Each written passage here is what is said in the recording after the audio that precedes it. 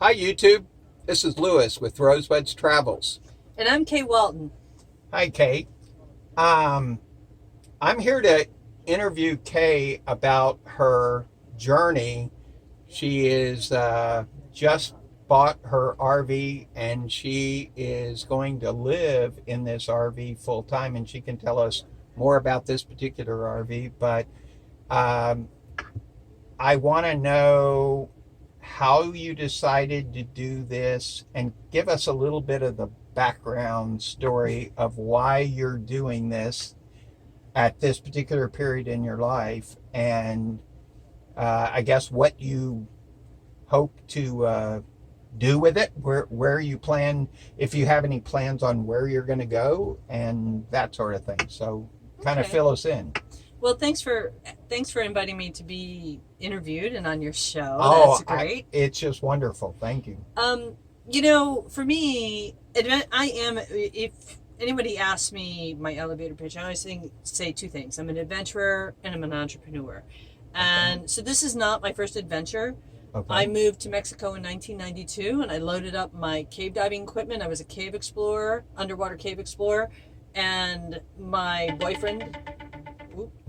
My sorry about that. That's all The right. laundry's ready. That's all right. But my then boyfriend, who became my husband, we packed up and moved to Mexico from Baltimore, Maryland, with 2 truckloads of cave diving equipment and $7,000. And we moved to Mexico. I thought I was only going to stay 6 months. I Okay. stayed over 20 years. Wow. And cave diving, cave exploration does not pay the rent, and so, No. so we heard about this new thing called the internet in 1996. We Okay. didn't own a phone line, so I became a self-taught programmer, and I started one of the first vacation rental companies before vacation rentals were a thing. Interesting. Back in Okay. '96, online, long before the banks were online and everything. So fast forward a whole bunch to today, Yes. or up in recent times. So I recently sold my business, my brand that I built, Okay. Loco Gringo. That I'm putting in my plug for Uh, the company that okay. I don't own anymore. But Okay. what had happened? Actually, let me just digress. 6 months ago, is that my father passed away in September suddenly, and the one thing my dad always wanted for me was to sell the business. He wanted me out. He knew it was, I mean, after 20 some years doing this business and everything, Mm-hmm. he saw that, I was kind of stressed out and all. And after he passed, it was an opportunity for me to really, I had to reevaluate my life and my priorities, and I knew things had to change. Okay. So that, and my father wanted me out of the business. I sold the company to a woman who I've known for tons of years, who was I knew in Mexico and everything. Okay. So I had a house here in the Houston area. I sold the house. I put it on the market in June. I sold it 6 days. I took an offer 6 days later, and then I sold everything, everything. Wow. And when I initially thought about selling the house, I thought about tiny houses. I'm looking at tiny houses, and then Yes. there's mobile homes.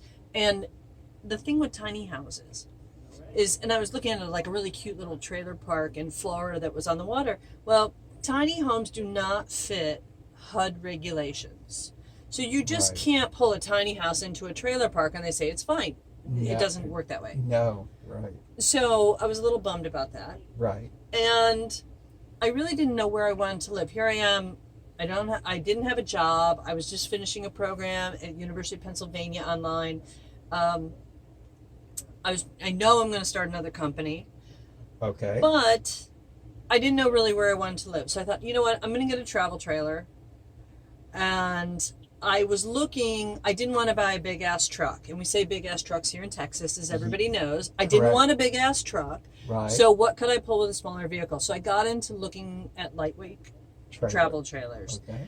And I looked at some that were made up in Quebec that I Yeah. loved. Mm-hmm. But they weren't set up for the cold weather. And my family now all lives in Ohio, so I wanted something that had a furnace or some warmth to it. Yes. And I wound up with my little casita here, Uh huh. my egg, and what I plan to do is I just wanted to get rid of everything, and I wanted to get back to some of the basics that I experienced when I lived in Mexico, when I started off and didn't have a lot of stuff. I think I Okay. was getting bogged down with stuff. I don't know about you and some of the other people who do the RV thing, but I didn't want all the stuff. So I sold everything Right.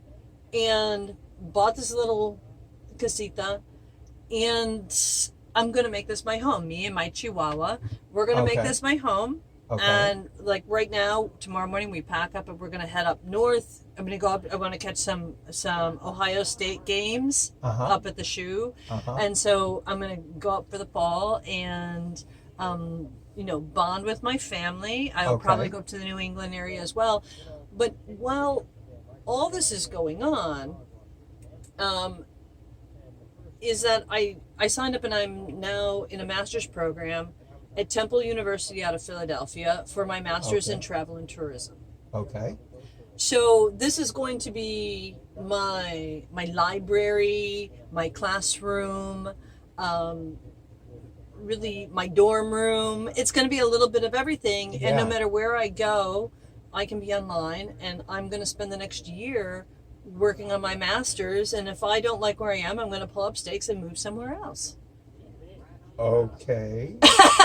That that no, that's interesting. Okay. And guys, I'm hearing this for the first time. So yeah, we're in a And he's speechless. yeah, I'm in a different category because we're married, empty nesters, we have a home. So, and we're not really planning to sell the home, and we travel for fun.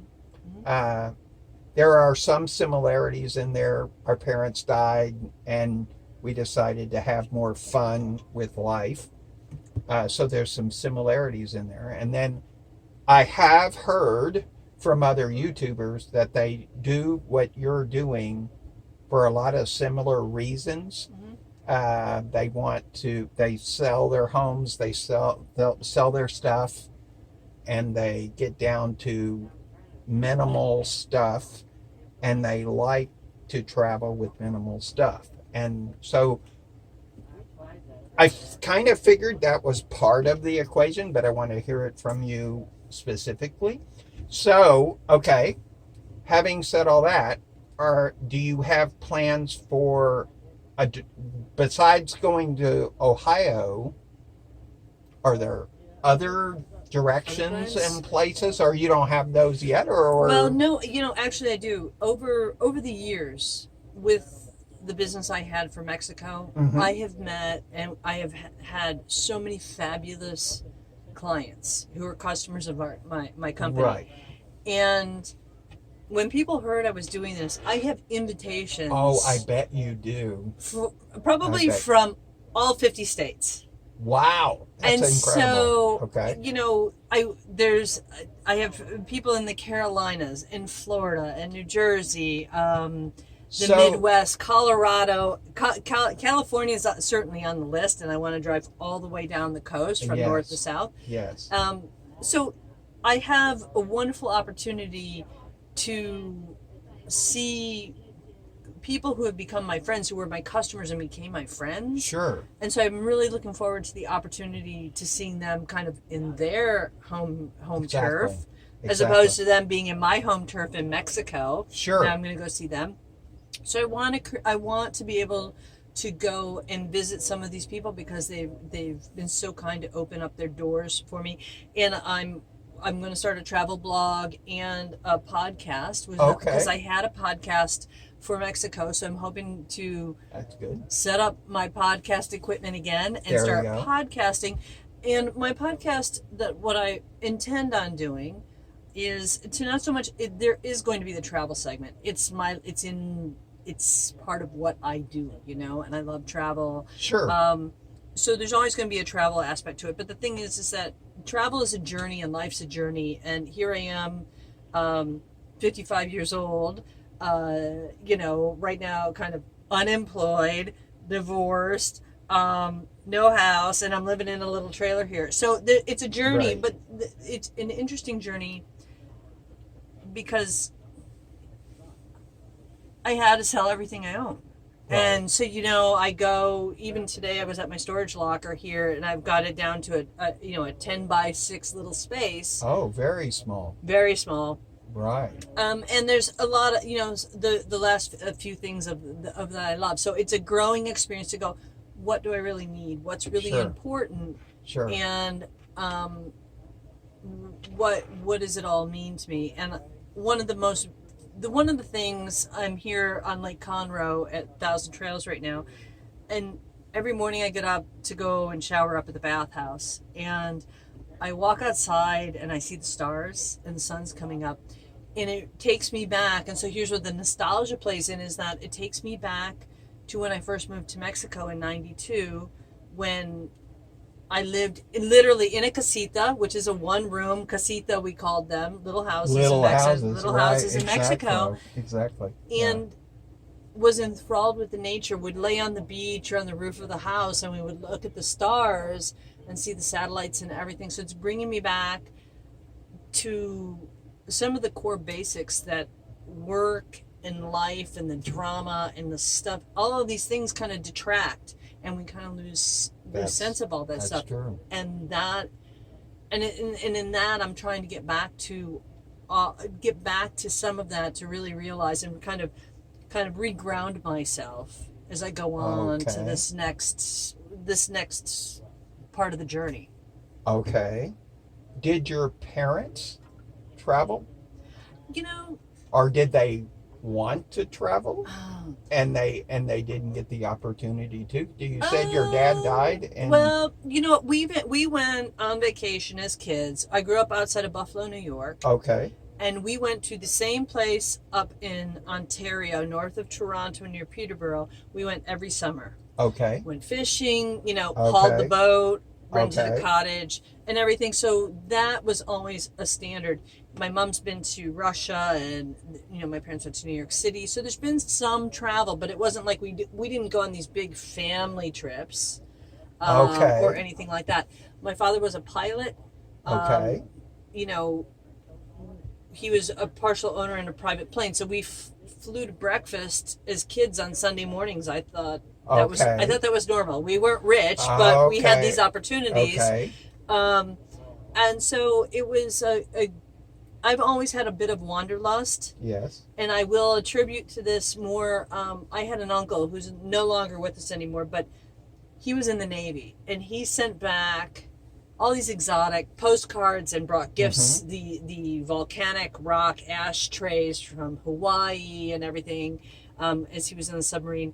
And I remember as a little kid, and I'm sure my mom doesn't remember at this point, but I remember telling my mom when I was young, and I said, Mom, I am going to miss holidays and I'm going to miss birthdays, but I'm always going to send you postcards from exotic locations. Okay. And that's what I've done. I mean, I've been to Africa and all over Central America. Okay. And so this is just another part. It's actually who you are. Actually. It is who I am. Yeah. So this is not. It's not so much a change in you. It's just a kind of a different version of you. Exactly. This is the way I can travel and study.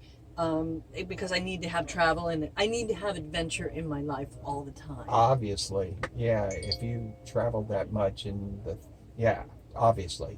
So you said you lived in the little casita in Mexico. Is doing that, did that have an influence on buying the casita trailer? Well, of course.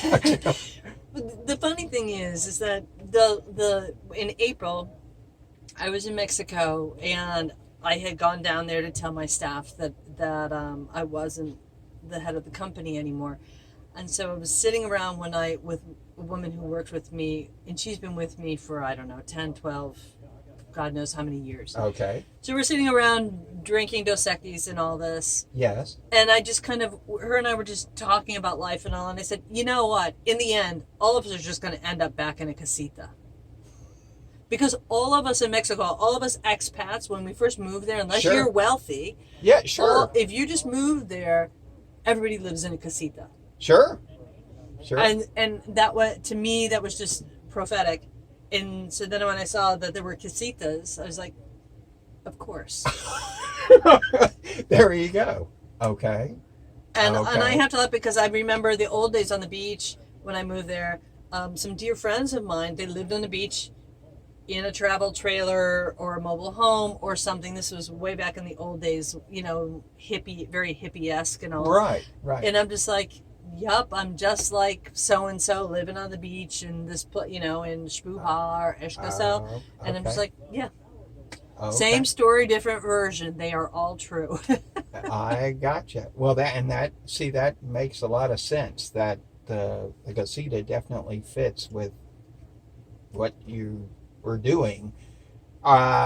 So, uh, so in terms of, well, you since you have all these friends all over the U.S., so is there going to be some mooch docking involved, where you're going to camp in their driveways or property, or are they inviting you to Well, I'm sure that I could stay in their probably. homes as well, or how what do you You are know you? what? I don't. You know what? I don't even know. A lot of these people. I mean, a lot of Oh, these you don't know people. yet. I don't know. Okay. I'm fine with like pulling up in their driveway. Have I'm you fine. heard the term mooch docking? No, I hadn't. I was like, That I picked. No, I know about sofa surfing.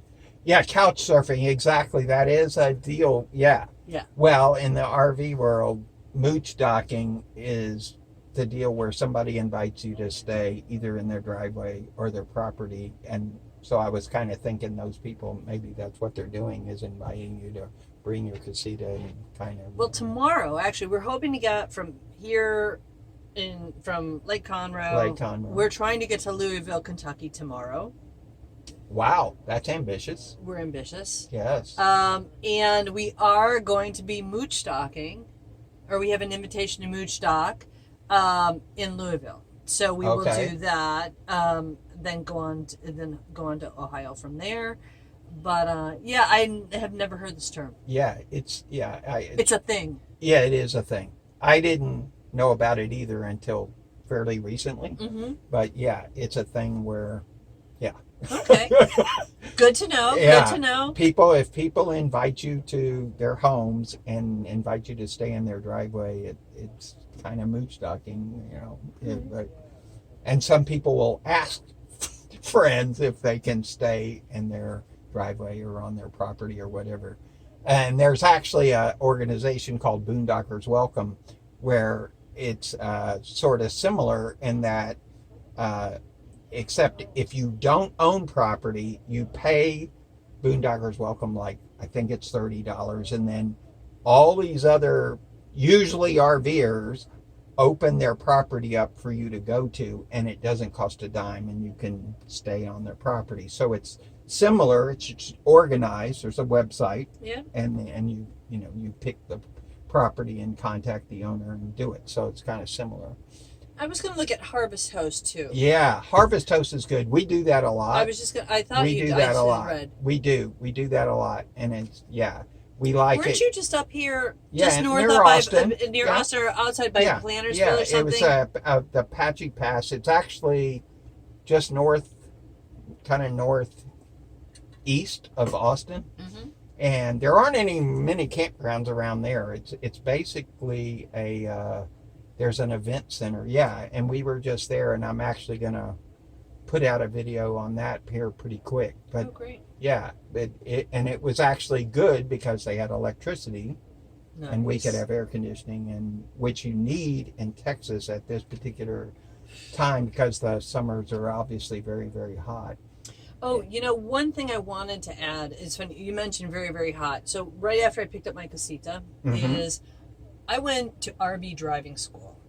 You did. And rvdrivingschool.com. I got a Mike Neal was the guy who's outside of the Dallas area.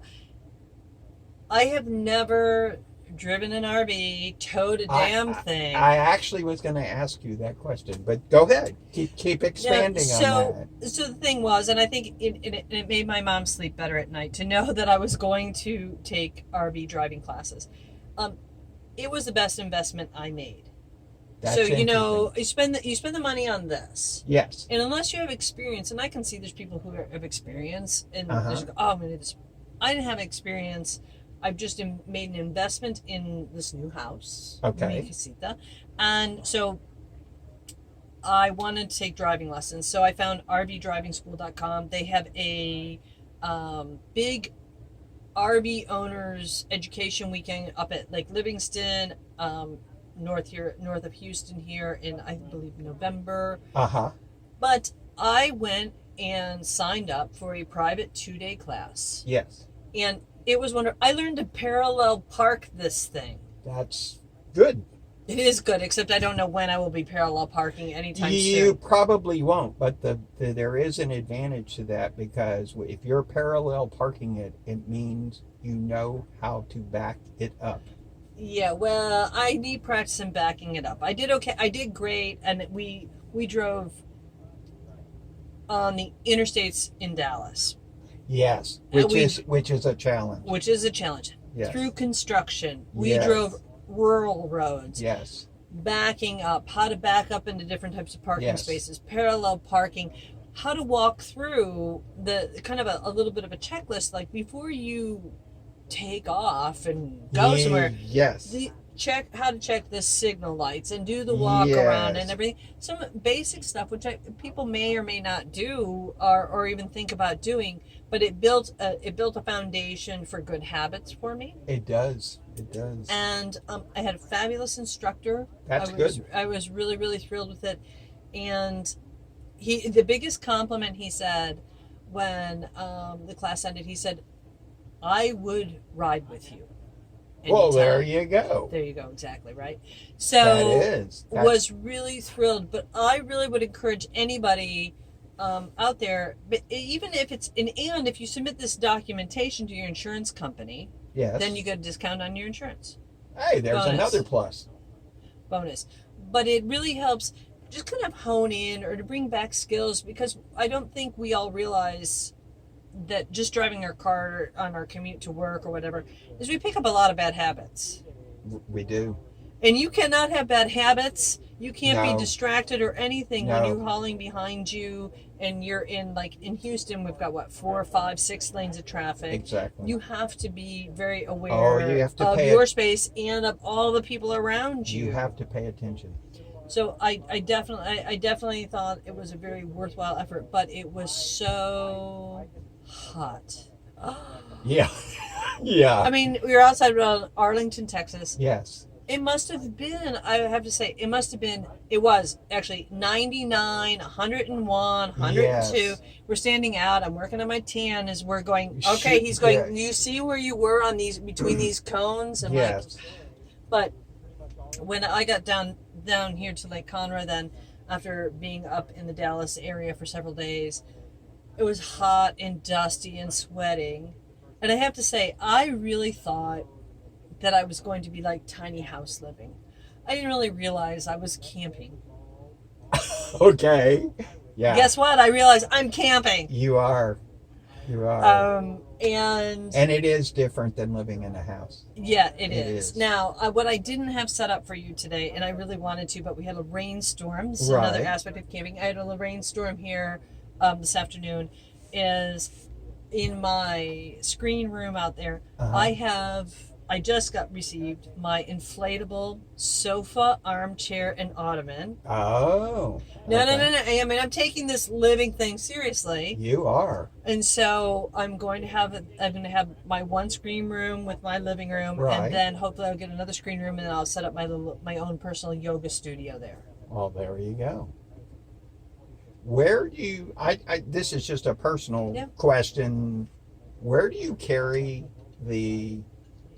a little screen room? Do you carry it in the car when you're No, I traveling? lay it right here on the floor you here in the lay it casita, right here and you in know the what? floor. It goes underneath the bed here.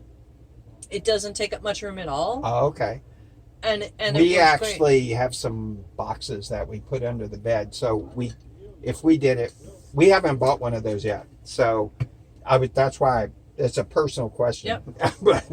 but yeah, we considered it, but since we're not living full time like you, it's not as critical for our particular endeavors.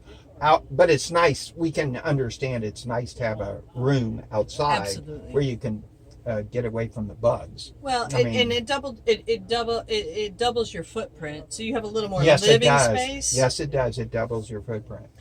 And so that was my goal with it, was just give me a little more space to be able to outside. Now, and the odd thing is, it must be that it's too hot for mosquitoes, because There aren't mosquitoes. we've not had any mosquitoes That's here. interesting. Okay. No mosquitoes. Okay. We have not. We really haven't sat in there and all because it's been so hot. Yeah. But Turns into a steam bath. But yeah. it does. Yeah. But I was really shocked because I was really set up for mosquitoes. My house was just down the road from here. Oh, it was. Yeah. Oh, I mean, okay. I only have moved my trailer a few miles from my house. Okay. Okay. While I kind of set up everything to that makes it easier to kind of get stuff. Well, I mean, it's all the same stores. I go see my friends, the dog sitter, and everything, and so everything's familiar as I try to readjust to the space, which is not familiar. How long did you live in this area? I've had my house for 11 years, but it was my weekend house from Mexico for a long time. Oh, and so okay. It was only the last 3 years that I've been living kind of full time. Okay. But I commute to my office from Houston to Cancun, which is why I was here, because I could commute on a flight, and it was easy. It was an hour and 50-minute flight. Yes, it's easy. Yeah. Okay. So that was why I was in the area. I mean, it wasn't. I gotcha. You're filling in all the little yeah. Yeah. Okay.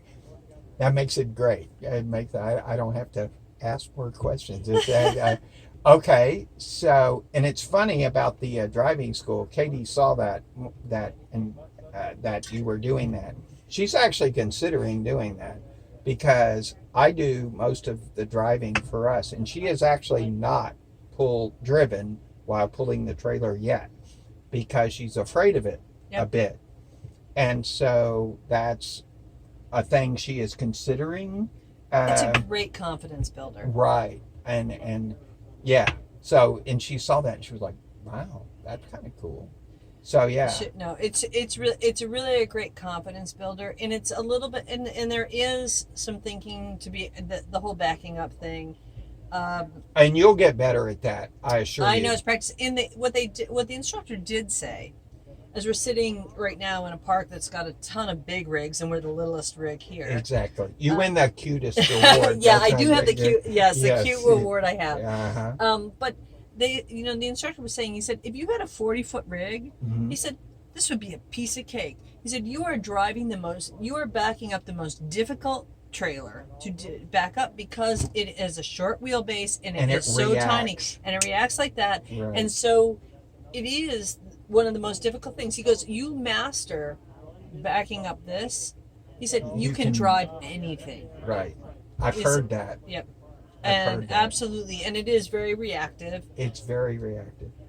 Yes. And so I'm like, okay, but I don't want a big rig. I don't want a big truck and I all don't that either. other stuff. We don't either. That's one of the reasons we did the casita. Did you know about casitas before you started looking into? No, I didn't. I was just looking for fiberglass trailers. I gotcha. And lightweight trailers. Yes. That was how I found Casita, and Okay. It was a Texas product. We love to support Texas businesses. It is a Texas product. And the other thing that I love about it is that, as you know, how we met was on our Facebook forum group for the Casita owners group. The community aspect of the owners is just absolutely fabulous. There was an owner from Utah or Nevada, and if you watch this, I'm very sorry, I can't remember the state. It's after cocktail hour. It's right. But he even sent me. He said, if you need anything, call me, and I'm willing, and I'm more than happy to help. There you go.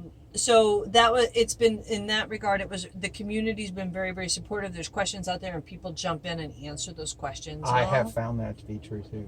Yeah. And so that was a nice part of it. I always, when people say the Casitas group, I always say, well, you know how the Harley people, the Harley groups, they're all together.